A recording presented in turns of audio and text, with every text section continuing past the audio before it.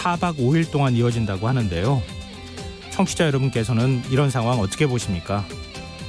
사실 1호 법안을 차지하기 위한 줄서기는 국회 개원 때마다 반복되는 일인데요. 오늘로 임기를 마치는 20대 국회가 가장 낮은 법안 처리율을 기록하면서 15,000여 건의 법안이 결국 폐기된 일을 돌아보면 답답한 마음이 드는 것도 사실입니다. 법안 줄서기, 물론 열심히 하겠다는 의미일지는 모르겠으나 중요한 건 법안 접수 순서가 아니라 그 안에 담긴 내용, 그리고 법안을 관철시키는 의지가 아닐까요? 21대 국회는 제발 진정성 있는 자세로 일하는 국회의 모습을 보여주길 기대해 보겠습니다. 시사평론가 김성환입니다. 더불어민주당 윤미향 당선인이 21대 국회 임기를 하루 앞두고 기자회견을 열었습니다. 자신을 둘러싼 각종 의혹을 해명했지만 여야의 평가는 극명히 엇갈리고 있는데요. 잠시 후 공동정치구역에서 자세히 짚어보겠습니다. 코로나19 신규 확진자 수가 이틀 연속 50명을 넘어서면서 수도권을 중심으로 2차 유행이 시작될 수 있다는 우려가 나오고 있는데요. 더 깊이 있게 들여다보는 인터뷰 시간에 감염내과 전문의와 자세한 내용 살펴보겠습니다. 김성환의 시사에는 청취자 여러분의 참여를 기다립니다. 오늘 방송 내용과 관련해 의견이 있으신 분들은 문자 보내주십시오. 당첨된 분들께는 모바일 상품권 보내드릴 텐데요. 참여하실 번호는 샵 9730이고요. 짧은 문자는 50원, 긴 문자는 100원의 이용료가 부과됩니다. 콩 게시판을 통해서도 무료로 참여하실 수 있고요. KBS 일라디오 유튜브 채널을 통해서도 실시간으로 시청, 참여하실 수 있습니다. KBS 일라디오 김성환의 시사야. 그럼 지금 시작하겠습니다.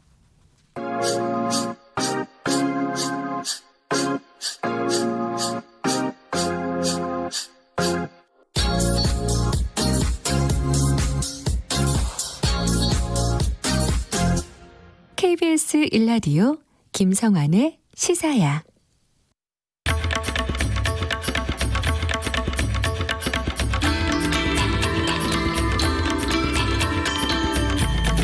공동정치구역, 함께하는 정치에 타협하는 정치, 상생하는 정치를 하기 위한 해법을 고민해보는 시간입니다. 시사야 금요정치토론 공동정치구역, 함께하실 두 분 패널 모시겠습니다. 동국대 정치외교학과 박명호 교수 모셨습니다. 안녕하세요. 안녕하세요. 용인대 통일대학원장인 최창렬 교수 자리하셨습니다. 안녕하세요. 네, 안녕하세요. 박명호 교수님은 혹시 머리 헤어스타일을 좀 바꾸셨어요? 새 국회도 개원한다고 해서 아주 보기 좋으십니다. 굉장히 젊어 보이셔가지고. 네, 감사합니다. 예. 사실 국회의원들이 바로 저런 자세로 지금 시작을 해야 되는 상황인데 교수님이 오히려 더 지금 설레는 상황이 아닐까 싶습니다. 오늘 윤미향 당선인이 국회에서 기자회견을 열고 자신을 둘러싸는 의혹에 대해서 해명을 했습니다. 예, 윤미향 당선인의 기자회견 두 분 어떻게 보셨습니까? 어떤 분부터 먼저 말씀해 주실래요? 글쎄요, 저는 오늘 해명 날짜가 네. 내일 국회 21대 국회 임기 시작한 날이잖아요. 네. 시기적으로 썩 그렇게 당당해 보이지 않았다는 생각이 들어요. 아, 당당해 보이지 않았다. 왜 그 말씀드리냐면 네. 계속 이제 해명해라라는 입장들이 많이 나왔잖아요. 네. 민주당에서도 이해찬 대표가 그저께인가요? 그저께 일단 이제 그 신산털기식 이런 것들은 곤란하다 이런 얘기하기 전에 네. 민주당 내에서도 광운시 원내대변인도 본인의 해명이 필요하다 이런 입장을 냈었거든요. 네. 민주당에서도 조금씩 기류 변화는 좀 있었던 것 같아요. 근데 아무튼 뭐 여러 가지 이제 해명 자료를 준비하려고 했겠습니다만 국회 임기 하루 전날고 했어야 되는 것인지 뭐 그런 생각이 좀 들었고 네. 제 소감입니다. 그 여러 가지 해명들이 나왔는데 일단 뭐 전면적으로 부인했어요. 거의 이제 그동안 언론이나 야권에서 제기된 이런 의혹들에 대한 반박이 있었고 부인했었는데 일단 뭐 검찰에서 밝히겠다라는 얘기가 많이 있었잖아요. 네. 근데 이제 후원금이 이제 개인 계좌, 본인의 계좌로 들어온 것에 대한 유감은 표명했습니다. 잘못됐다라는 취지 얘기는 했고 단지 이제 그 후원 계좌의 내역은 밝히지 않았어요. 밝히기 어려운 면이 있을 겁니다. 아마 검찰 조사에서 밝힐 부분들이니까. 아무튼 간에 오늘 얘기한 것도 뭐 앞으로 얘기를 나누겠습니다만 전체적으로 정 의원이 그동안 밝힌 입장들과 크게 바뀌지 않은 것 같고 네. 일단 국회의원직은 계속 유지하겠다 이런 이제 입장으로 들렸기 때문에 네. 일단 뭐 검찰 수사를 지켜봐야 될 것 같습니다. 네. 근데 그동안에 이제 임기 시작 전에 사실은 뭔가 결론을 내야 되는 거 아니냐 네, 그런 이렇게 또 얘기를 있었죠. 했는데 네. 교수님이 바라보시기에는 조금 그 타이밍이 좀 문제가 있었던 거 그렇게 아니냐 약간 좀 이런 불편해 말씀도. 보이 예. 유권자들에 따라서는 시민들 국민들에 따라서는 좀 불편해 보일 수 있었겠다. 네. 날짜가 그 이런 생각이 의도하진 않았을 수 있겠지만 정치적 그 의도가 있는 걸로 해석될 수밖에 없는 시점에 한 거는 맞죠. 예. 그러니까 본인의 임기 의사가 시작 그렇지 직전에. 않았다 하더라도 예. 본인도 좀 시간을 끈 것에 대한 뭐 부담은 좀 있었겠죠. 부담 또 해명성 사과도 좀 있었기 때문에 그 저는 뭐 보고 싶어 본 건 아니었는데 또 오늘 수업도 있고 그래서 학생들한테도 좀 의견을 물어보고 했는데 뭐 이렇게 크게 관심을 갖고 본 사람들은 많지 않았더라고요. 네. 특히 이제 그 땀 많이 흘린 거를 얘기하는 사람이 좀 많던데 네. 그 저도 나중에 화면을 오늘 여기 와서 이제 9시 뉴스 화면 다시 보니까 땀을 정말 많이 흘리는 그 장면이 좀 보이더라고요. 그래서 국회의원 되기가 참 쉽지 않은 거구나. 네. 이제 정치인이 돼가고 있구나. 라고 하는 생각이 들었고 이게 이제 우리가 밑바닥에 흐르고 있는 그거를 정확히 모르고 있었을 수 있는데요. 공직에 대한 사람들의 기준이 많이 바뀌고 있는 건데 그게 지금 요게 이제 현실과 좀 동떨어져 가고 있다라는 느낌이 좀 들었어요. 오늘 전체적인 인상 자체가. 그래서 이제 그들만의 세상으로 들어가 있는 거 아닌가. 네.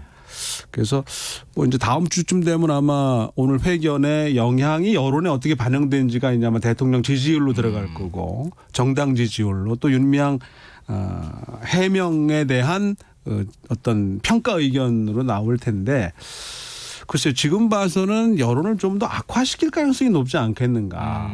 그러니까 저는 굳이 한마디로 인상을 말씀드리라고 하면 그 검찰 출두의 포토라인에 서서 하는 말로 들렸었던 것 같아요. 그러니까 오늘 발표문 예. 거예요. 뭐 출두하러 가서 이제 조사받기 전에 네. 하는 듯한 느낌으로 전 좀 받아들였고 뭐 기자들과의 일문일답도 무슨 자료가 있는 것도 아니고 뭐 검찰 조사를 앞두고 있기 때문에 불가피한 측면이 있겠지만 왜 했을까? 굳이 별로 좋은 영향을 줄 거는 아니지 않았는가. 최소한 제자리는 유지했어야 되는데 좀 더 여론을 좀 악화시키는 쪽으로 가는 것이 아닌가 하는 우려는 좀 듭니다. 일단 전반적인 평가를 좀 두 분께서 해주셨는데요. 그러니까 지금 이제 말씀하신 거는 좀 진정성도 없는 것 같고 해명의 내용도 그동안의 의혹에 합당한 만큼 정도 해명은 또 아닌 것 같다. 이제 이런 말씀들을 다 같이 담아서 말씀을 해주신 걸로 보이는데요. 근데 지금 이제 해명한 내용들이 굉장히 사실 많더라고요. 단락을 보니까 7개 정도를 해명을 했다고도 볼 수 있는데 어떤 부분이 제일 해명이 안 됐다고 보시는지 두 분은. 글쎄요, 그 이제 메인 매각 과정, 그 안성 쉼터 매각 과정요. 그게 원래 이제 9억이나 나가는 가치가 있었는데 이제 오히려 싸게 샀다라는 거 아니에요? 7억 5천에. 네네, 그렇게 주장하고 있죠. 하고 있는 거죠. 예. 그리고 이제 4월달에 팔았나요? 이 이제 안성 그 쉼터를. 그렇죠. 올해? 올해 4월에 팔았죠. 그러니까 이거는 물론 이제 그 안성이라는 이제 지대가 시세가 별로 안 나갈 수는 있죠. 오히려 이제 그 집값이 그 가격이 떨어질 수는 있어요. 3억이나 떨어졌잖아요. 근데 그걸 그렇게 팔았어야 되는 건지 1억도 아니고 2억도 아니고 3억 3천 이 나이 손해를 보고 판다? 네. 그건 아무리 개인 재산이 아니라 하더라도 일반적으로 납득이 안 간다는 건데 거기에 대한 해명이 있긴 있었는데 네. 썩 그렇게 유쾌하게 소명된 것 같이 보이진 않아요. 일단 그런 점들이. 뭐 이제 사회복지기금회인가요? 공동모금회. 거기서 예. 뭐 그런 이제 압박이 있었다는 얘기는 하는데 글쎄 거기서 그렇게 3억 3천씩이나 떨어졌는데 막 팔려고 했던 이유는 뭐 있었을 거 아닙니까? 만약 그게 사실이라면. 네네. 근데 그런 부분들을 이렇게 상식적으로 납득되게 얘기한 것 같지는 않다라는 거죠. 그게. 이전에 뭐 언론 보도로 나온 얘기를 좀 생략하고 넘어가는 글쎄요, 측면도 좀 있는 것 같아요. 나는 문제가 없다. 그리고 이제 개인 계좌로 들어온 것도 사적으로 쓰지 않았다. 네. 사적으로 유용하지 않았다는 입장을 밝혔잖아요. 아까 쉼터와 더불어서 말이죠. 근데 그런 부분들이 이제 명쾌하게 논리적으로 설명해 줬으면은 그래서 이러이러한 것들이 의혹으로 제기됐던 것이었구나. 그러나 사실이 그렇지 않네. 라고 느끼게 했어야 되는 건데 그렇지 네. 않았다라는 거예요. 저 팩트에 있어가지고. 반증키가 좀 어려웠을 거예요. 그러니까 상당히 오래 전 일부터의 그 시간적인 이 범위도 좀 넓고 각각에 대해서도 다 증빙할 수 있는 자료가 있었겠느냐 과연. 그걸 전부 기억에 의존해서 한다고 하면 네. 스스로도 사실 확신키 좀 어려운 부분이 있지 않았었을까. 그러니까 아마 반증을 해야 될 필요성이 이제 가장 크게 제기됐던 건데 그 하나하나의 그 건별에 대한 팩트나 뭐 양쪽에 어떻게 보면 상반된 시각과 어떤 그 해석은 뭐 제가 계속 그 추적해서 본 게 아니기 때문에 네. 좀 뭐 그 세세한 부분에 대해서는 뭐 그 두 분만큼 제가 알지 못하는 건데 오늘 이제 이 윤미향 당선인의 기자회견 전후에 비슷한 시기에 같이 나온 뉴스 하나가 네. 그 삼성 라이온즈의 박한희 선수의 사회봉사 시간이 완료됐다라는 기사가 났었어요. 그게 작년 아마 요 언저리쯤에 음주운전으로 접촉사고를 낸 것에 따른 처벌이었거든요. 네. 근데 그것도 그 전날 술을 마셨던 건데 그 다음날 아침에 애를 데려다 주고 접촉사고가 나서 이게 음주운전이 네. 이제 그 밝혀졌는데 KBO의 무슨 절차에 따라서 사회봉사 등등 벌금 등등 아마 이렇게 이제 그 징계가 이제 내려지는가 봐요. 네. 그리고 이제 그 전례가 또 있었던 일들이기 때문에 대충 어느 정도 수준에 따른 무슨 그 처벌에 있던 수위가 있지 않았겠습니까? 근데 박한희 선수는 은퇴를 해버렸어요. 바로 그런 징계가 나오기 전에. 그래서 여태까지 쌓아왔던 그 선수로서의 이미지가 완전히 그 망가지는 상황이었는데 그러니까 사실 어떻게 보면 이 문제는 좀 더 크게 대응을 했어야 되는 문제였던 것이 아닌가. 그래서 오히려 그 윤 당선인이 초반에 회명 초반에 이야기했던 그 어떤 대의 그 숭고함을 지키는데 좀 더 초점이 두어졌었으면 그게 우선돼야 되는 것이 아니었나 하는 거. 그리고 이거는 아마 사실관계가 윤 당선인의 주장대로 전부 맞는다 하더라도 네. 반증이 된다 하더라도 회복하기 어려운 가장 큰 난점은 그 안에서 같이 있었던 사람으로부터 나왔다라는 거죠. 이게 이용사 외부로부터 어머님이 같이 이제 네, 쭉 30년 동안 활동을 같이 해왔는데. 해왔다는 사람으로부터 나왔다. 내부로부터 나왔다는. 나눔해질 경우도 마찬가지고요. 이게 외부에서 뭐 음모론적으로 해석할 수 있는 성격으로 이게 제기가 돼서 전개가 됐다라고 한다면 상당히 논란이 복잡할 수 있었겠지만 네. 이거는 어찌되었든 내부에서 나왔던 문제고 그들 간에 이미 그 전에 정리됐어야 될 일이었던 거고요. 그 DJ 생가하고 뭐 그 상금 갖고 두 아들이 다투는 거하고 똑같은 경우인 거예요. 그러니까 이게 그 민주당 입장에서도 사실 이거 별로 그렇게 크게 대세에 영향 줄 일 아닐 것 같은데 이거 왜 굳이 이렇게까지 그 하는지 앞에 양정숙 케이스부터 여기 윤미향 케이스에 이르기까지 별로 좋은 그 출발은 전혀 이게 의도하지 않았을 계기였을 텐데 그런 생각이 좀 듭니다. 그 앞으로 두고 네. 봐야지 알겠는데 네. 일단 검찰 조사에 이제 맡겨야 돼요 일단. 왜냐하면 정의연의 활동 이런 것들은 당연히 존중받는 것이고 좀 더 이제 강화돼야 될 것이고 네. 어떤 뭐 운동의 방향 이런 것들은 사회적 공론화를 거쳐서 더욱 더 이제 깊이 들어가야 되겠는데 지금 네. 우리가 문제 삼는 거는 그런 정의연의 활동을 얘기하는 게 아니잖아요. 활동 과정에서 제기됐던 의혹들, 개인의 지금 검찰 고발된 게 이제 개인의 뭐 사적 유용 같은 거, 네. 또 이제 쉼터 그분 설령 그렇게 별 문제 없이 팔았다 하더라도 업무상 배임일 수 있는 거잖아요 법률적으로. 그런 부분들이 일단 사실관계라는 게. 그렇죠. 법률적인 측면에서는 그러니까 달리 해석할 여지가 그러니까 정의기억연대와 이 윤미향 당선인을 사실 그동안 떼일라 뗄 수 없는 거였지만 이제 이 문제가 제기됐을 때부터는 윤미향 당선인과 정의기억연대는 등치시킬 이유가 전혀 없는 거죠. 정의기억연대는 연대 활동은 대단히 고귀했던 것이고 네. 거기 역할도 많이 했어요. 윤미향 당선인. 그런데 이번 사안에 관해서는 등치할 필요가 전혀 없는 거죠. 그걸 분명히 해야 될 것 같고 네. 역시 이제 피해자 중심주의나 이런 것들과는 어긋났다는 그런 부분은 어느 정도 밝혔어요. 윤미향 당선인. 인정한 거예요. 그런 건 나름대로 성과가 있는데 어쨌든 왜 계속 그렇게 자명을 했냐 이런 얘기예요. 18일 날 입장을 밝혀놨는데 11일 만에 입장을 밝혔잖아요. 그럼 그동안에 자료를 준비하고 이럴 시간은 필요했다 하더라도 열흘은 너무 길었어요. 예. 그러면서 바로 하루 전날 이렇게 하니까 일단 국회의원 되고 보자라고 느껴질 수밖에 없는 게 우리 법안 상식이거든요. 네. 그런 것도 대단히 이상했다라는 느낌이 든다는 거죠. 지금 청취자분들도 의견 주고 계시는데요. 청취자 이계환님은 시민 대표자의 입장이 아닌 정치인 입장에서 일방적인 회피성 기자회견 같이 느끼네요. 이라는 의견 주셨고요. 8902님께서는 언론에서 나온 얘기를 기준으로 선입견을 갖고 얘기하는 것은 바람직하지 않는다. 확실한 팩트가 나온 뒤에 비판하자. 뭐 이런 이제 서로 간에 좀 상반된 의견을 또 주시기도 하셨는데요. 뭐 우리가 이제 하나하나 그 팩트가 사실인지 아닌지를 따져가기에는 뭐 시간도 부족할 뿐더러 지금 일단 검찰 수사 결과를 또 지켜봐야 하는 자료도 없어요. 지금 그걸 따지기는 어려워요. 그렇죠. 그 근거 네. 자료를 아마 본인은 만들려고 노력을 했을 것 했겠죠. 같은데 자명 기간 동안에 그런데 지금 그걸 공개하지 않았으니까 우리가 평가를 하기엔 좀 어려운 측면이 있는데요. 근데 일단 검찰 수사는 피하지 않고 성실하게 받겠다. 했으니까. 불체포 특권 얘기 네. 나오지만 그리고 거기에 따르는 뭔가 잘못이 드러나면 상응하는 책임을 지겠다 이렇게 얘기는 했는데 그건 또 그때 가서 봐야 될 문제이긴 그렇습니다. 하고요. 일단 이번에 기자회견을 할 때 이제 거취 문제에 대해서 잠깐 이제 두 분께서 말씀하시는 가운데 언급이 있으셨는데요.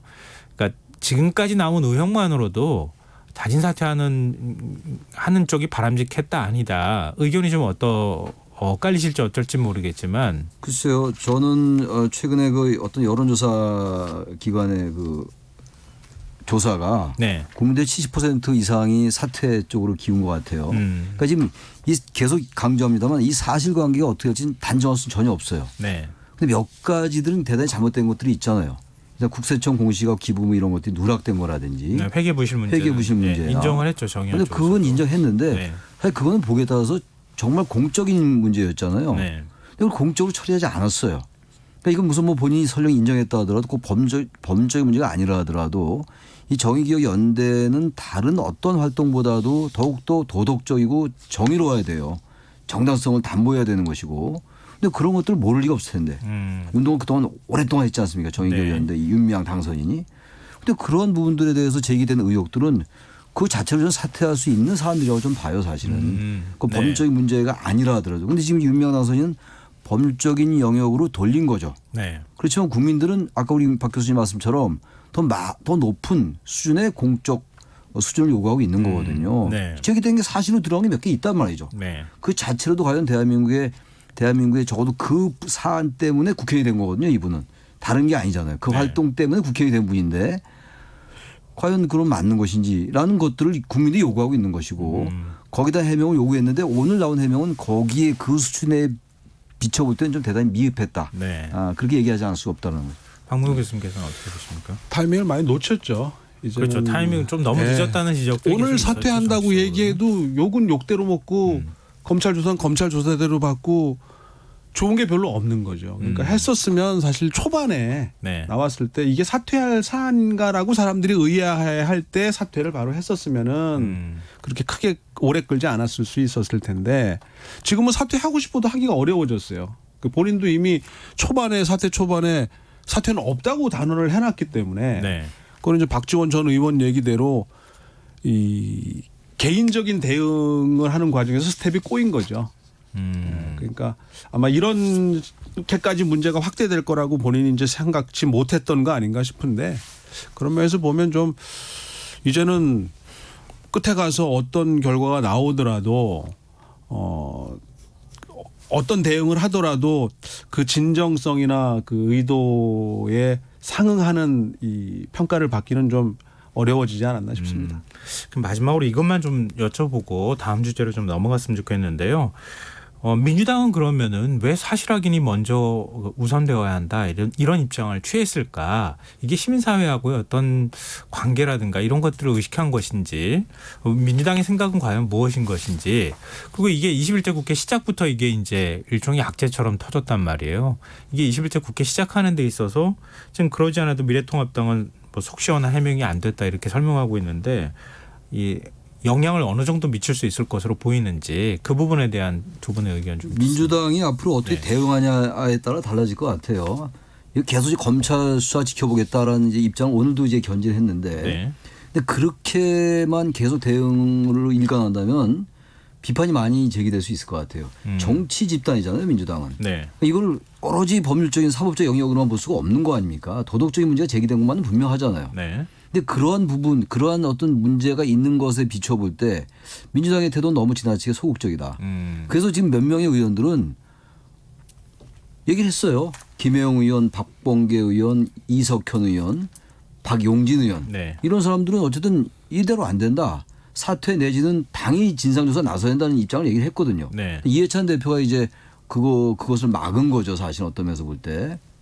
뭐 언론은 뭐 이른바 함구령 이렇게 얘기하는데 뭐 함구령이라고까지 표현하고 싶지는 않습니다만 저는 아무튼 간에 의원들의 그런 여러 가지 의견 개진이 막힌 거란 말이죠. 저는 민주당이 그래서 시민사회와의 관계도 의식했을 거고 또 양정수 당선인이 제명시켰잖아요. 제명됐는데 그러니까 또 그런 부담이 있었을 거예요. 정치적 부담이. 네. 이럴 때수 전 민주당이 국민의 민심이 무엇인지 봐야 될 것 같아요. 앞으로 이제 대응을 지켜보겠는데 네. 계속 이 똑같은 수준으로 일관하기는 어렵지 않을까. 물론 지금 문제가 팩트가 전혀 지금 오늘 윤미향 당선이 얘기한 것처럼 문제가 없다. 문제가 없어요 진짜. 그럴 수도 있겠죠. 네. 근데 여러 가지 볼 때 그렇게 전혀 문제가 없지 않을 것 같단 말이죠.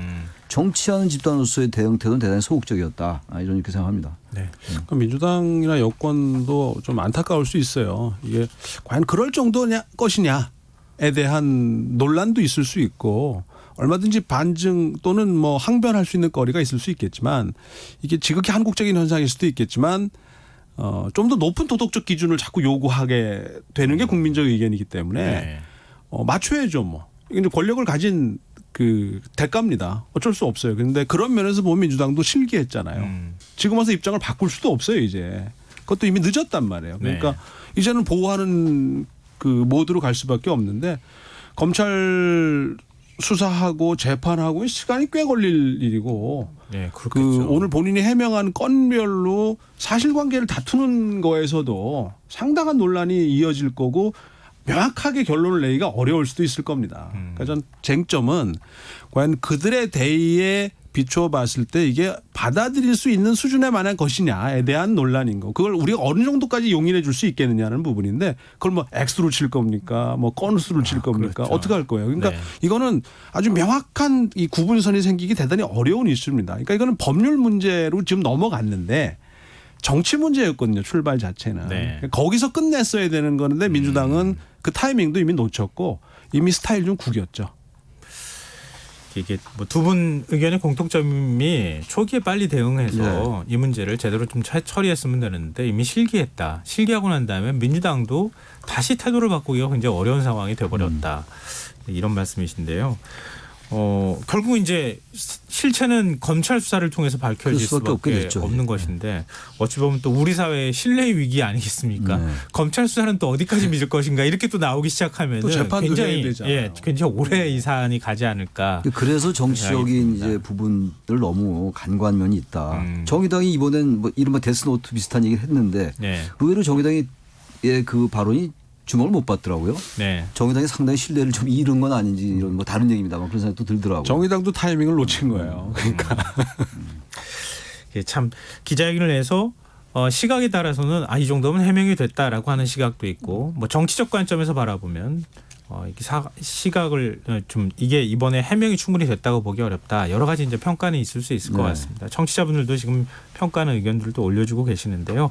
일단 좀 지켜봐야 되는 상황이 아닐까 싶습니다. 지금 여러분께서는 KBS 1라디오 김성환의 시사회를 듣고 계십니다. 금요 정치토론 공동정치구역 용인대 최창렬 교수, 동국대 박명호 교수 두 분 패널과 함께하고 있습니다. 이제 좀 화제를 바꿔봤으면 좋겠습니다. 내일이면 21대 국회가 이제 시작이 되는데요. 두 분은 새로운 국회 거는 기대 혹시 있으십니까? 글쎄 뭐 기대를 걸어야 되겠는데 네.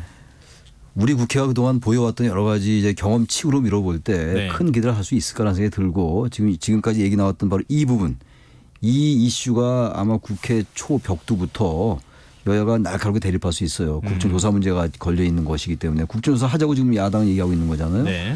그 부분부터 해가지고 지금 뭐 문재인 대통령하고 여야 원내대표가 만났습니다만 뭔가 잘해보자 협치하자 이런 얘기 아닙니까? 네. 추경도 있고 당내 현안들이 많잖아요. 포스트 코로나에 관련돼서 뭐 한국판 뉴딜에도 예산이 필요한 것이고 뭐 정부 장관 얘기도 나오고 이러는데 정부 장관직 신설 얘기가 나오고 이러는데 말이죠.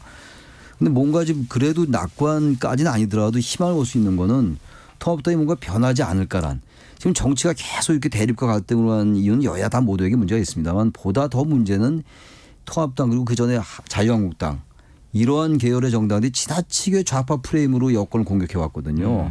모든 거를 강경투쟁 그리고 좌파 독재, 좌파 사회주의 이런 식이었단 말이에요. 이러면 태극기 세력들. 네. 박근혜 탄핵 잘못됐다 이런 식이었단 말이에요. 그게 더 오히려 여야의 갈등을 더 부추겼다고 보는데 그렇다면 그런 진단이 맞다면 만약에 지금 통합당은 거기서 벗어나자는 거 아니에요. 김종인 비대위가 말이죠. 그렇다 뭔가 여야 간의 갈등은 조금 나지 않을까. 조금 20대 국회보다는 좀 나지 않을까라는 기대는 좀 걸어요. 왜냐하면 20대 국회라는 게 2016년도에 출범했는데 2016년도 가을에 최순실 사태가 터졌단 말이에요. 네. 탄핵으로 갔고 완전히 여야가 이념 대결 진영 논리로 갈라졌고 거기 조국 사태가 끼어들었고 패스트트랙 정국이 가고 이러면서 완전 20대 국회가 이른바 최악의 국회로 갔던 거라서 네. 저도 21대 국회는 그런 구조적 원인은 없는 상태로 출발할 수 있기 때문에 게다가 통합당이 뭔가 보수가 재건해야 된다 이런 의지를 가지고 있기 때문에 그렇다면 여야 관계는 낫지 않을까. 그러니까 원인이 조금 제거된 면이 없지 않나 있다라는 생각을 갖는 거죠. 네. 문인상 국회의장이 들으면 굉장히 섭섭할 얘기를 계속 많이 하셨는데요. 네. 교수님 어떻게 보십니까? 20대 국회도 뭐 나름 역할을 했으니까요. 대통령 탄핵이라는 흔치 않은 일을 해냈지 않습니까? 네. 그러니까 나름의 또 시대적인 역할과 소명이 있을 거고요.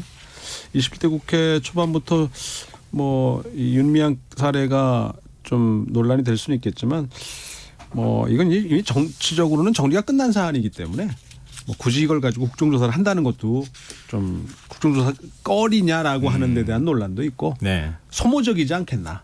네. 굳이 지금 뭐 이거에 연연할 필요가 없고 이건 이미 국민 여론이나 정치적으로 정리가 끝난 사안이기 때문에 이제 갈무리만 남았다고 생각이 되고요. 그런 네. 면에서는 좀 더 좀 앞으로 나가야죠. 21대 국회는. 그러니까 그러면서 보면 뭐 여야 그 대통령과 여야 원내대표의 회동이라든가 이런 걸 통해서 좀 더 협치의 이제 밑그림을 그려 나가겠다고 하니까 다른 것보다도 6월 8일까지 원구성이 좀 맞춰질 수 있었으면 네. 맞춰지면 21대 국회는 일단 출발은 뭐 대단하다라고 할 정도 아닐까 싶은데 과연 될지 그건 뭐 좀 더 지켜봐야 되지 문재인 않을까 대통령도 신신당부를 했다고 하는데요. 제발 좀 그 법정 기한 내에 원구성이 좀 됐으면 좋겠다 이런 얘기까지 했는데 그러면은 지금 이제 그 자연스럽게 여야 원내대표하고 문재인 대통령의 청와대 오찬회동 얘기를 안 할 수가 없는데요. 뭔가 이렇게 합의 사항이 나올 줄 알았는데 일단 큰 틀 안에 원칙적인 얘기를 정도가 나왔어요. 근데 이런 회동 자리가 과거에도 없었던 건 아닌데 어떻게 발전시켜 나가야 될지 여야정 국정협의체 한다 그래놓고 한 번도 제대로 회의도 안 열리고요. 이거 어떻게 해야 될지 그러니까 20대 국회의 가장 문제가 아까 지금 뭐 방금 탄핵 이런 엄청난 일을 이뤄냈다고 합니다만 네. 20대 국회 어쨌든 탄핵 과정 탄핵 국면에서 여야가 부딪힐 수밖에 없었어요. 그러니까 여야정 상설협의체라는 게 기능할 수가 없었죠. 구조적으로 그런 요인이 있었던 게 문희상 의장 잘못도 아니고 문희상 의장이 뭐 서운해할 것 같다면 서운해할 수 하나도 없어요. 왜냐하면 제가 통합당이 문제가 있었다고 얘기했기 때문에 네. 그런 얘기고 어쨌든 근데 지금 이제 여야 대표 만나고 대통령과 만났는데 그게 합의할 수 있는 그런 자리는 아니었던 것 같아요. 추경을 거기서 딱 합의할 수 있는 것도 아니잖아요. 근데 지금 통합당도 추경을 거부할 명분이 없을 겁니다. 아마 3차 추경을. 워낙 지금 긴급 재난의 상황이기 때문에. 네. 그리고 또 하나는 이제 무슨 뭐 이제 그 재정 건전성 이런 문제만 가지고 얘기할 수도 없고. 네. 그러니까 오히려 지금 정무장관직 제안을 신설 제안을 야당이 했잖아요. 근데 대통령이 문재인 대통령이 검토해 봐라라고 현장에서 지시했고 말이죠. 네. 좀 그러면서 볼 때는 야당이 상당히 현실 인식을 제대로 하고 있는 것이 아닌가. 과거의 야당보다는. 네. 불과 얼마 전입니다만 통합당이 워낙 괴멸적 참패를 당한 것에 대한 약간의 문제의식은 생긴 것 같다라는 얘기예요.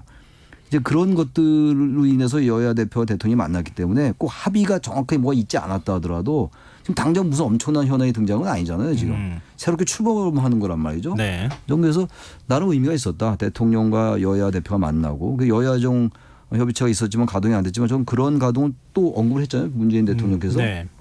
그러면서 볼 때는 21대 국회는 20대 국회보다는 뭔가 나아지는 출발이 될 수 있는 자리였다고 생각합니다. 네. 박무영 교수님께서는 예. 네. 이 여야정 만났다는 거가 뉴스 이제 뭐 회동 뭐 이런 게 뉴스가 되는 유일한 나라일 건데 개원도 협상의 대상이고 그래서 사실은 이게 뭐 전화도 통화도 자주 하셔야 되는 분들이고 수시로 만나야 되는 분들인데 뭐 일정 정해놓고 뭐 의제 정해놓고 합의문 나와야 되고 하는 건 아니거든요. 그러니까 이 두 가지 측면인 것 같아요. 하나 이제 좀 구체적인 걸 갖고 논의하는 정치가 돼야 되는데 자꾸 총론적인 차원의 정치에 머물고 있는 거거든요. 네. 그러니까 총론적인 합의는 해석이 다 다를 수밖에 없는 거고 진전이 안 되는 거예요. 그나마 조금씩 진전은 되어 왔지만 기대보다 예상보다 좀 더딘 거고 또 하나는 결국 이제 국회의 역할과 관련된 부분인 것 같아요. 이게 이제 우리 국회는 미국식도 아니고 영국식도 아니고 이제 어정쩡한 중간 형태이기 때문에 이런 상황에서 이제 국회가 지금 또 한 번의 그 과도기적인 그 변화의 시기에 있는 것이 아닌가 싶어요. 그래서 그게 이제 쟁점이 된 게 180석의 거대 여당이기 때문에 전상위위원회를 다 가져야 된다라고 하는 논리하고 네. 여태껏 13대 국회 이후 지금까지 해왔던 이른바 협치로 포장돼 왔던 이 협치국회의 모습에서 진짜 어느 한쪽을 택해야 되는 건지 경로 유전적으로 보면 후자 쪽이 맞겠지만 현실적이긴 하겠지만 또 사실은 앞에 것도 틀린 얘기는 아닌 부분이 있기 때문에 네. 이런 부분에 대해서 여러 가지가 좀 뭐랄까요 이제 변화의 어떤 과도기에 있는 것이 아닌가 생각이 되고 정무장관직 같은 경우는 주호영 원내대표가 이제 본인이 정무장관을 했었기 때문에 네. 뭐 없는 것보다는 있는 게 낫겠죠. 여야의 대화의 창구로서. 근데 이제 역시 이것도 이제 결국은 이게 정부 여당 대 야당이라고 하는 우리 정치의 전형적인 이 대립구도하고 정당 집단주의라고 하는 것 때문에 이게 이제 얼마나 이제 조화를 맞춰내고 완화될 수 있겠느냐가 관건 아닌가 싶습니다. 근데 이제 뭐 우리 한국 정치의 가장 큰 문제는 신뢰의 위기다. 그러니까 신뢰가 없는 상태니까 계속 서로 대립할 수밖에 없고 이제 그런 건데 그 사이에서 지금 뭐 잠깐 말씀 나왔던 것처럼 정무장관이 만약에 신설이 된다면 청와대 사실 조직도 같이 따라주면서 개편을 해야 될 필요도 있을 거고요.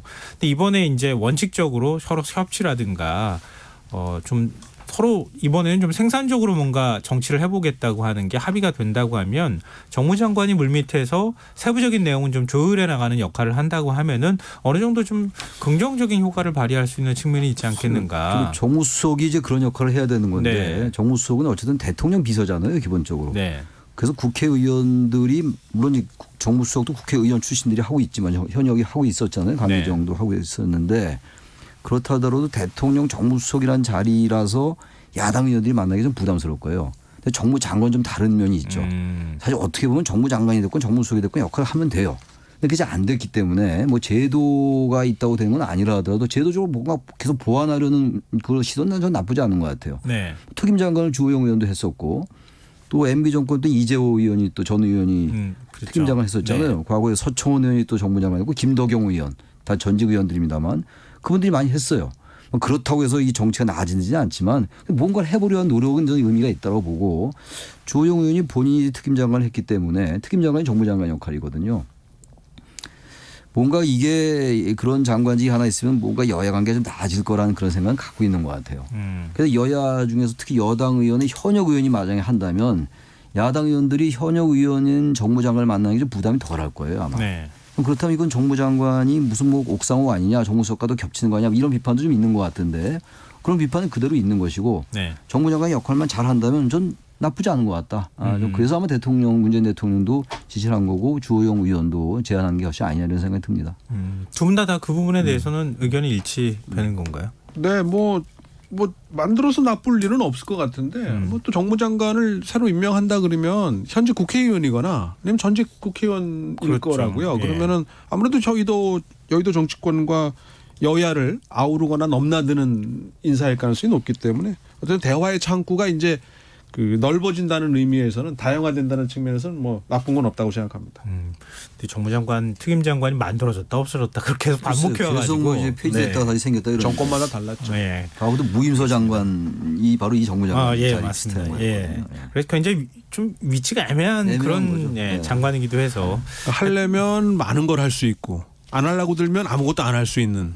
아무것도 안 하고 장관만 하나 더 생기는 거죠. 만약 일을 제대로 못한다면. 그리고 또 기구가 커진다고 하는 그럴 수도 뭐 그런 있고. 측면. 그건 또 야권에서 반대해왔던 측면이 있었기 때문에 어떤 사람이냐가 중요한 것 같아요. 어떤 사람이냐. 어떤 사람이 중요한 부분을 어떤 말씀해 역할을 주셨네요. 잘 해낼 수 있느냐. 리베로인데 네. 이게 역할을 안 하려고 들면 훨씬 아무것도 안 할 수도 있는 거고 네. 하려고 들면 엄청 일이 많을 그렇죠. 수도 있는 건데 예. 그러니까 이게 사실은 보면 비정상적인 거죠. 특정된 업무가 없다라는 건데 그러니까 이게 어떻게 보면 실세가 갈 수도 있는 자리예요. 그 이재호 의원이 사실 그런 역할 했잖아요. 네. 실세형보다는 진짜 여야 의원들을 부지런히 만난 사람이라 될 것 같아요.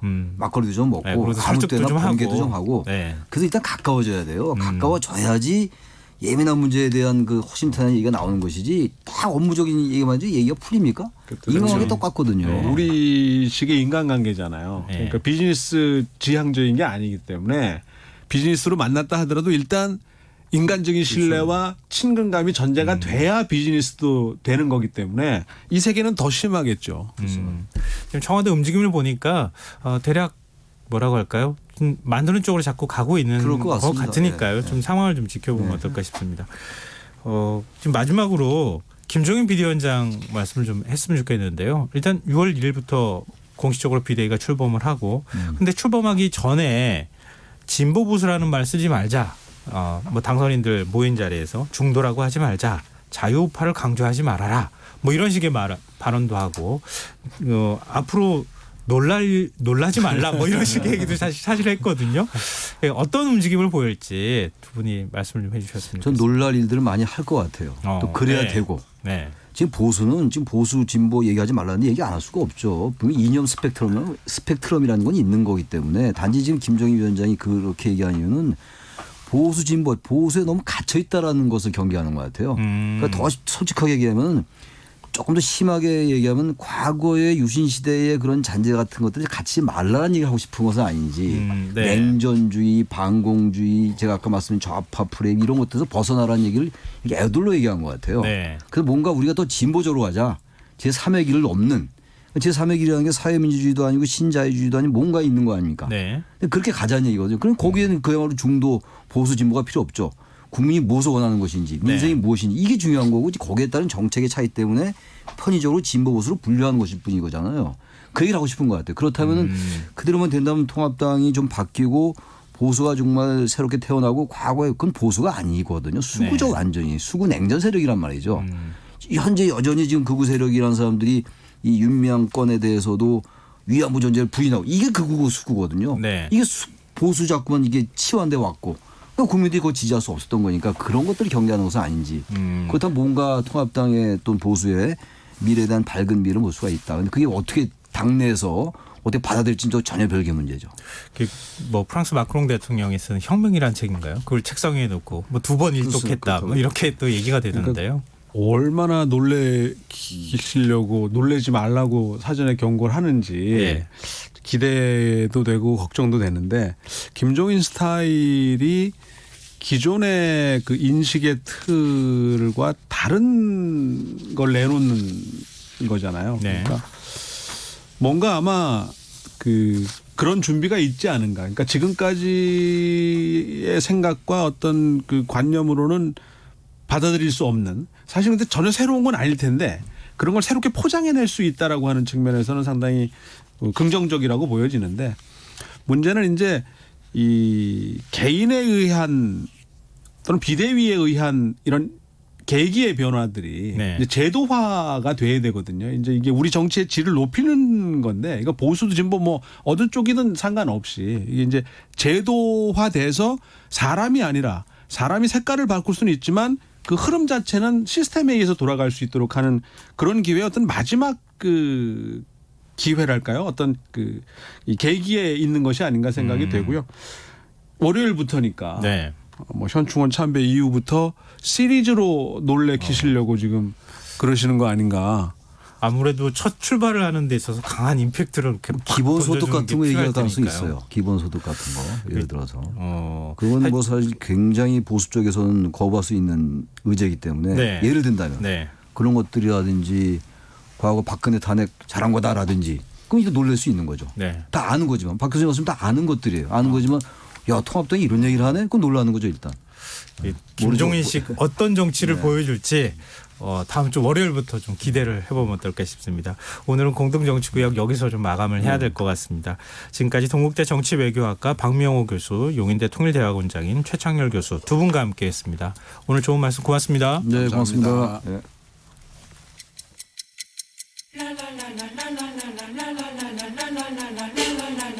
바쁜 당신을 위해 준비된 밤 시사야. 시사평론가 김성환과 함께합니다.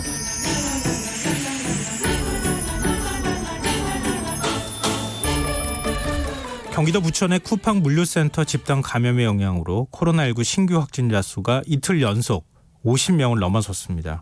수도권을 중심으로 코로나19 2차 유행이 시작된 게 아니냐 이런 우려가 나오고 있는데요.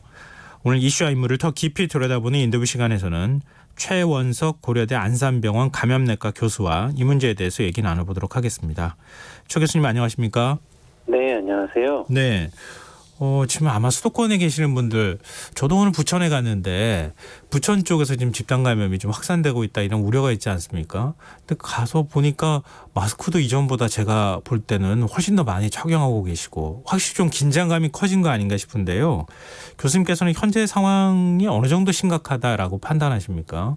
네, 저뿐만 아니라 많은 전문가들이 다 동의하는 부분일 텐데 상당히 심각한 상황이라고 보고 있죠. 예. 일단 예전에 대구 경북 지역에서 벌어졌던 것보다는 훨씬 더 인구의 밀도가 높은 많은 인구가 거주하고 있는 수도권에서 벌어지고 있다라는 상황이 중요할 것 같고요. 네. 또 지금 물류센터가 중심이 되고 있긴 하지만 그 이외에도 여러 집단들에서 다양한 형태의 전파 양상을 보여주고 있고 또 실제로 전파 경로가 모호한 경우도 그 전보다 좀 증가하고 있거든요. 이런 측면에서 좀 위험성이 높고 걱정이 많이 되는 상황입니다. 일각에서는 이태원 클럽 감염 사태보다 좀 더 심각한 거 아니냐. 쿠팡 물류센터 이제 그 확산이요. 그리고 확산세도 훨씬 더 속도가 빠른 것 같다. 이렇게 얘기를 하고 있는데요. 이 부분에 대해서는 전문가가 보시기에 이렇게 평가할 수 있을까요? 일단 어떤 게 더 심각하다, 덜 심각하다 이렇게 말할 것은 아니고 둘 다 중요한 의미는 가지게 될 것 같고요. 예. 일단 이제 새롭게 나타나는 유행 집단을 보면 우리가 놓쳐지고 있는 부분이 여전히 드러나고 있는 것이 아닌가 이런 생각이 들고요. 다만 이제 지금 쿠팡 물류센터를 통해서 유행하고 있는 상황을 보면 사실 이게 사회의 필수적인 요소 또 직장에서 벌어지고 있는 상황이지 않습니까? 네. 클럽이나 이런 곳처럼 닫을 수 있는 이런 곳이 아닌 그런 이제 필수 시설들인 경우가 있어서 이런 곳에서 유행이 지속되고 있다. 또 물류센터의 특성상 지역사회로 퍼져나갈 수 있는 연결고리가 상당히 많기 때문에 그런 면에서의 우려도 꽤 있습니다. 정부가 그 생활 방역으로 전환하고 세부 지침을 사업장별로 만든다고 했었잖아요. 그럴 때 지금 물류센터는 포함이 안 됐더라고요. 2판까지 나왔는데. 그 부분은 정부에서 물류센터 부분을 좀 간과했던 거 아니냐 이런 비판도 가능할 것 같은데 교수님께서는 어떻게 보십니까? 네, 사실은 이제 정부에서 내놓은 생활 속 거리두기 지침이 아주 세세하지 않죠. 어떻게 보면 이제 해야 하는 기본적인 원칙 정도만 제시한 것이 아닌가 싶은 생각이 들고요. 사실 물류센터에서 지금 이런 일이 벌어졌지만 그 이외에도 다양한 형태의 집단이 모이고 있는 직장이나 시설 속에서 또 환자가 전파될 수 있는 가능성이 있거든요. 네. 저희가 이제 지금에 이렇게 발생하는 상황을 보면 이것만 잡으면 되는 것이 아니고 이것만 잡으면 안 되고 어떤 곳이든 사람들이 다수가 모일 수 있는 곳 이런 개인 방역의 주치들 원칙들이 지켜지지 않는 곳에서는 집단으로 환자가 발생할 수 있구나를 좀 생각해야 할 것 같고요. 사실 그런 부분이 지침에 다 담기기에는 또 어려운 부분이 있는 것이라 그런 부분에 한계는 있지 않나 싶습니다. 대신 이제 쿠팡 물류센터도 그렇고 마켓컬리도 마찬가지고 이제 또 전국 최대 규모의 콜센터에서도 확진자가 나오는 그래서 이제 집단 감염에 대한 우려가 더 커지고 있는 상황이 아닐까 싶은데요. 이게 일종의 이제 노동 환경하고도 관련이 돼 있는 것 같아요. 이런 사업장의 경우에 지금 그 조금만 긴장을 늦춰도 이런 식의 집단 감염이 계속 발생할 수 있다고 볼 수 있나요? 네, 그렇죠. 어떤 곳이든 다수가 모이는 곳이라면 더 그렇고요. 말씀해 주신 것처럼 노동 환경하고도 좀 관련이 있지 않나 생각이 듭니다.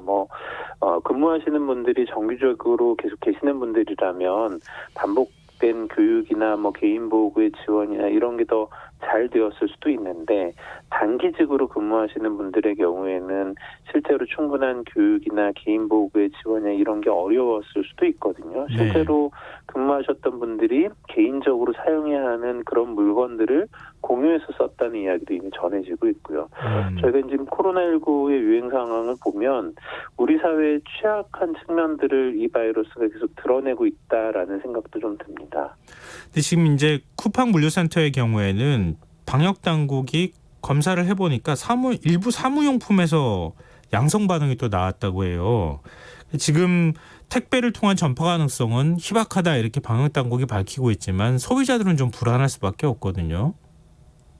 네, 이제 뭐 그런 택배 물건을 포함한 환경을 통한 전파 위험이 전혀 없다고 할 수는 없겠죠.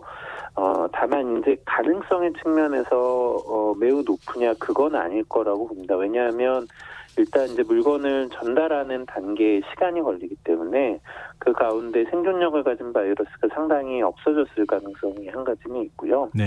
또 다른 한 가지는 우리가 이제 환경을 통한 전파를 생각할 때 단지 손에 또는 피부에 바이러스가 오염이 되었다고 해서 감염이 되는 것은 아니거든요.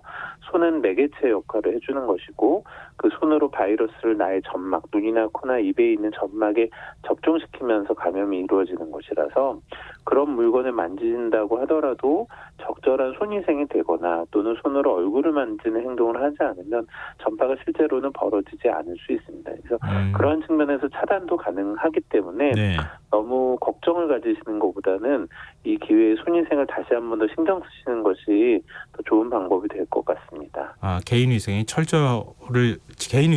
각별히 신경 쓰시면은 굳이 그렇게까지 우려할 만한 정도는 아니다. 네, 맞습니다. 또 오늘 방역 당국이요. 이 에볼라 치료제로 개발을 한 렘데시비르를 코로나19 치료제로 특례 수입을 신청하겠다 이렇게 밝혔거든요. 이 어느 정도 치료에 효과가 있는 겁니까? 네, 이제 미국에서 먼저 보고가 됐던 자료를 보면 임상 경과, 그러니까 이제 환자가 이 치료받는 그런 기간을 한 30% 정도 줄여준다. 그리고 통계적 유의성은 조금 애매하게 나타나긴 했지만 치명률을 한 3%포인트 내외로 좀 줄여준다는 보고가 있었습니다. 이 정도가 일반적으로 기대한 충분한 효과인가 이런 부분에 대해서는 의견이 있는 것이 좀 사실이긴 한데요. 네. 이 정도 디자인으로 된 연구에서 통계적인 유의성을 보이는 그런 약물이 아직까지는 거의 없다라는 점에서는 의미는 있을 것 같고요. 다만 이 특례 수입을 통해서 도입을 시도한다고 하더라도 이 약물이 아직 공식적으로 허가가 돼서 판매가 되고 있던 약물이 아니라 연구 단계에 있던 약물이거든요. 네. 그렇다면 생산할 수 있는 라인이 충분하지 않을 가능성이 있어서 충분한 양이 확보가 되어서 우리나라에 들어올 수 있을지는 또 다른 문제가 될 것 같습니다. 이게 그 일반적인 경우에 그냥 뭐 치료제로 다 사용하는 것은 아니고 중증 환자에만 사용하는 건가요? 네, 일단 미국에서는 긴급 사용 승인을 하면서 산소 치료가 필요한 일정 수준 이상의 중증 환자를 대상으로 사용을 승인한다고 하였고요. 그 네. 이외에 경증이나 중등도 정도의 환자에 대해서는 사용을 권고하지 않았습니다. 우리나라는 이 렘데시비르라는 약물의 어떤 지침이 정해져 있는 것은 아니지만 일단 외국의 자료를 참고해서 본다면 비슷한 정도의 기준을 가질 것으로 생각이 됩니다. 네, 알겠습니다. 그리고 방역 당국이 사회적 거리두기로 전환하는 것은 조금 더 지켜보자 이런 좀 신중한 입장을 보이고 있는데요. 일각에서는 지금 이렇게까지 확산세가 좀 심각하다고 느낄 만큼의 상황이라면 다시 사회적 거리두기로 가야 되는 것 아니냐 이렇게 얘기를 하고 있거든요. 이 부분에 대해서는 어떻게 보십니까? 사실은 이제 수도권만 한정해서 놓고 본다면요. 학교가 이제 등교 수업을 하는 형태를 취하고 있다는 것을 제외하면 수도권에 좀 강한 조치들을 요구했거든요. 이런 게 사실상은 사회적 거리두기의 상황과 그리 다르지 않습니다. 네. 그리고 저는 실제로 그런 조치가 필요하다고 생각을 하고 있고요. 왜냐하면 저희가 이제 다른 나라의 상황에서도 보면 환자 발생이 막 늘어나기 시작하는 초기에 적절한 통제가 이루어지지 못하면 시간이 지나서 취해지는 조치들이 충분한 효과를 발휘하기가 좀 어려운 경우가 많거든요. 네. 그런 측면에서 뭐 하루 이틀 환자가 많은 것은 좀 지켜봐도 되지 않느냐라고 생각하실 수도 있지만 오히려 반대로 지금의 기회가 놓쳐지면 환자를 통제하기 어려운 상황이 될 수 있다라고 생각을 하고 조금 더 한 차원 높은 수준의 대응을 해주시는 것이 더 적절하지 않을까 생각을 합니다. 그리고 교육당국은 3차 등교는 예정대로 진행하겠다 이런 입장인데요. 이 시점에서 등교 일정을 예정대로 진행하는 게 맞느냐 이런 이제 의문의 목소리도 있습니다. 교수님 의견은요? 네, 이미 많은 전문가들이 저를 포함해서 방역의 측면에서만 본다면 등교 수업을 지속하는 게 굉장히 좀 위험할 수 있겠다라는 우려를 표명하고 있죠. 그렇지만 또 다른 한편에서는 뭐 등교 수업이 필요하다고 이야기하시는 분들도 있고 또 정책이 뭐 방역의 한 가지 측면만을 보고 정할 수는 없는 것이기 때문에 네. 여러 가지 모든 면을 보고 결정하셨을 거라고 생각은 합니다. 다만 그렇다고 하더라도 지금 현재 상황이 정체되어 있는 것이 아니라 계속 진행하고 있는 상황이거든요. 그렇다면 등교 수업을 계속 고수하시는 것보다는 이제 상황에 맞춰서 유연하게 정책을 좀 조정해 줄 수 있기를 좀 기대하고 있습니다. 지금 확진자가 발생하거나 이러면 등교를 조금 멈췄다가 그다음에 네, 또 그렇죠. 확산세가 가라앉으면 다시 또 등교를 한다거나 각 지역별로 이건 좀 탄력적으로 운영을 해야 될 필요가 있겠군요. 네, 뭐 지역별로도 네. 그럴 수 있고요. 또 전국적인 상황에서도 우리나라가 뭐 아주 넓은 나라가 아닐 수 있어서 네. 한 지역에서 벌어지는 게 그 지역에 국한된 문제가 아닐 가능성이 있거든요. 예. 그런 측면에서 전체적인 정책도 균일하게 가져갈 수도 있을 것 같습니다. 주말을 지금 앞두고 있는 상황인데요. 시민들께 마지막으로 짧게 좀 부탁 한마디 해주신다면요. 네, 뭐 저희가 여러 번 경험하지만 이 바이러스의 확산은 끝날 때까지 끝나는 게 아니다라는 거죠. 예. 이 우리의 주의가 놓쳐지고 유연해졌을 때 환자가 발생할 위험은 자연히 올라가게 됩니다. 네. 여러분들께서도 굉장히 좀 힘들고 오랜 지속된 상황이라서 어려우실 수도 있겠지만 계속 긴장의 끈을 놓지 마시고 네. 개인 방역에 계속 신경을 써주시기를 좀 부탁드리고 싶습니다. 네, 알겠습니다. 오늘 말씀 고맙습니다. 네, 고맙습니다. 네, 지금까지 최원석 고려대 안산병원 감염내과 교수와 함께했습니다. KBS 1라디오 김성환의 시사야 1부 순서는 여기서 마무리하겠습니다. 저는 11시 정각 2부에 다시 찾아오겠습니다.